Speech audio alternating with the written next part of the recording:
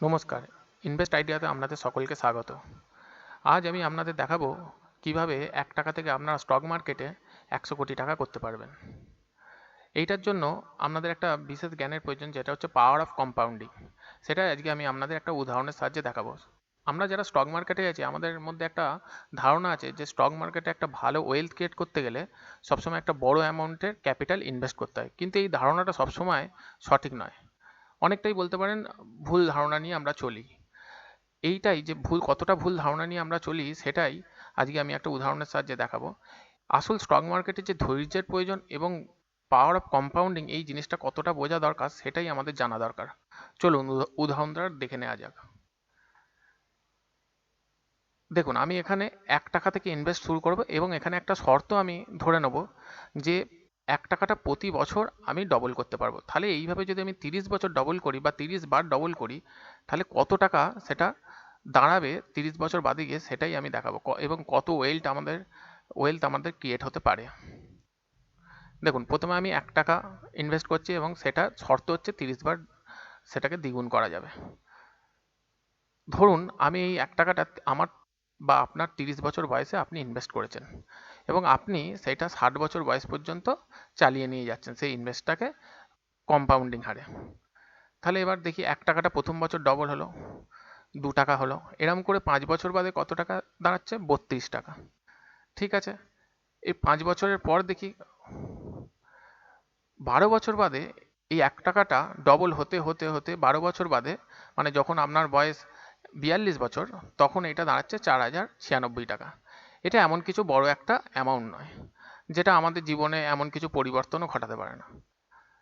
এরপরে দেখি কি হয়। দেখুন, এরপরে 22 বছর বাদে ওই 1 টাকাটা বাড়তে বাড়তে 41,94,304 টাকায় পৌঁছেছে, যেটা আমাদের জীবনে একটা 22 বছর বাদে আমরা যদি এতটা টাইম দিই যে 30 বছর বয়স থেকে আমরা যদি 52 বছর বয়স পর্যন্ত যদি টাইম দিই, ধরে রাখতে পারি ওই একই হারে যদি কম্পাউন্ডিং হারে আমরা ইনভেস্ট করতে থাকি, তাহলে 22 বছর বাদে আমি পাবো 41,94,000 টাকা। এটা কিন্তু একটা বড় অ্যামাউন্টের টাকা। ঠিক আছে, এরপরেও দেখা যাক কতটা করতে পারি আমরা।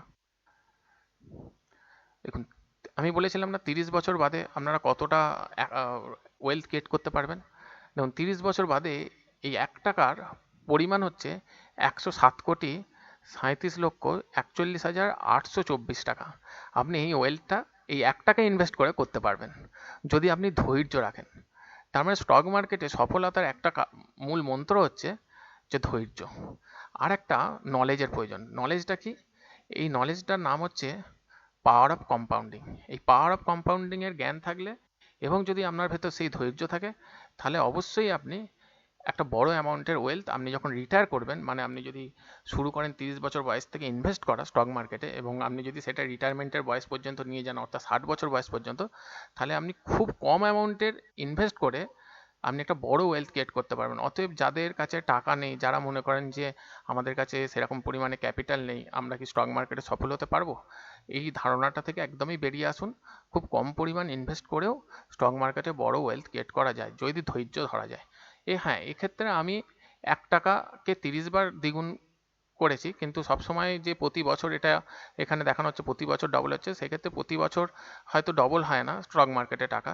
ধরে নিই আমি প্রতি 3 বছর অন্তর টাকা যদি ডবল হয়, তাহলে সেক্ষেত্রে আমি 1 টাকাও ইনভেস্ট করবো না। আমার ইনভেস্টমেন্ট শুরু হবে মিনিমাম ধরুন 1 লাখ টাকা বা 50,000 টাকা থেকে, এবং এক্ষেত্রে আমি প্রথমবার যে 1 টাকা ইনভেস্ট করেছিলাম তারপরে আর কোনো ইনভেস্ট করিনি। কিন্তু আমরা যদি প্রতি বছর একটু একটু করে ইনভেস্টও করতে থাকি, তার সাথে একদিকে আমাদের টাকার পরিমাণ বাড়তে থাকবে, আর একদিকে আমরা আবার ঘর থেকে নতুন করে টাকা তার সাথে অ্যাড করব। মানে সিপে ইনভেস্ট যদি করতে থাকি, তাহলে আমরা 30 বছর বয়সে যদি ইনভেস্ট করা শুরু করি এবং সেটা রিটায়ারমেন্টের বয়স অর্থাৎ 60 বছর বয়সে গিয়ে দেখবো একটা বড় অ্যামাউন্টের আমাদের একটা ওয়েলথ ক্রিয়েট হয়ে গেছে। এবং এই ব্যাপারটাই হচ্ছে পাওয়ার অফ কম্পাউন্ডিং। তাহলে আমি এখানে কি দেখালাম যে 100 কোটি টাকা আপনি 1 টাকা ইনভেস্ট করে করতে পারছেন স্টক মার্কেটে, যদি আপনি ধৈর্য ধরতে পারেন। ধৈর্য হচ্ছে স্টক মার্কেটের মূল মন্ত্র। আপনি এটা একটু ভালো করে দেখুন, দেখলেই বুঝতে পারবেন এই হিসেবটা। ধন্যবাদ। যদি ভিডিওটা ভালো লেগে থাকে তাহলে অবশ্যই কমেন্টে জানাবেন।